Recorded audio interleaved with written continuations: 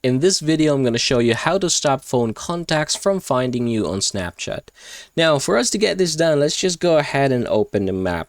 So if you're going to open the map, you should be able to see here people or businesses that has access to you or can message you right away.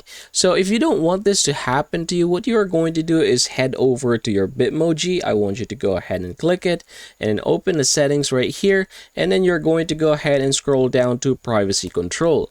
Now here you have contact me as an option. Go ahead and click that one.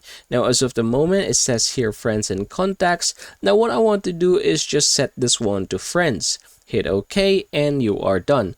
So what we have done is basically we have reduced the ability for other people to be able to see you on SnapMap and be able to contact you or message you from that matter. So here I have reduced it to only to my friends. Therefore, they are the only ones who'll be able to see me. So thank you very much for watching, everybody. I hope this video helps you out.